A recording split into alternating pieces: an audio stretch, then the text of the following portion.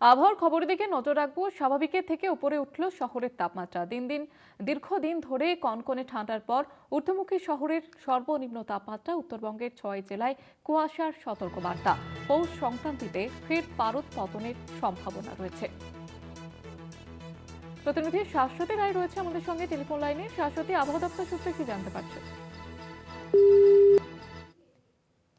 পারদ যেরকম ঊর্ধ্বমুখী হয়েছে সেই পরিস্থিতি বজায় থাকবে আগামী দুদিন এবং পৌষ সংক্রান্তি থেকে ফের পারদ পতনের ইঙ্গিত মিলছে। তবে উত্তরবঙ্গের ক্ষেত্রে ঘন কুয়াশার দাপট, বিশেষত জলপাইগুড়ি, কোচবিহার, আলিপুরদুয়ার এই জেলাগুলির ক্ষেত্রে জারি করা হয়েছে এবং দক্ষিণবঙ্গের একাধিক জেলায় সকালের দিকে কুয়াশার দেখা মিললেও তাপমাত্রা ধীরে ধীরে ঊর্ধ্বমুখী হওয়ার সম্ভাবনা রয়েছে আগামী দুদিনে। তবে এই পরিস্থিতি বজায় থাকবে শুধুমাত্র আজ এবং আগামীকালের ক্ষেত্রে। মঙ্গলবার থেকে ফের পারদ পতনের ইঙ্গিত, বেলা বাড়ার সঙ্গে সঙ্গে রৌদ্রোজ্জ্বল আকাশ এবং সম্পূর্ণ রোদ ঝলমলে পরিস্থিতি তৈরি হওয়ার সম্ভাবনা রয়েছে। কিছুটা হলেও জাঁকিয়ে যে শীত পড়েছিল তাতে একেবারে।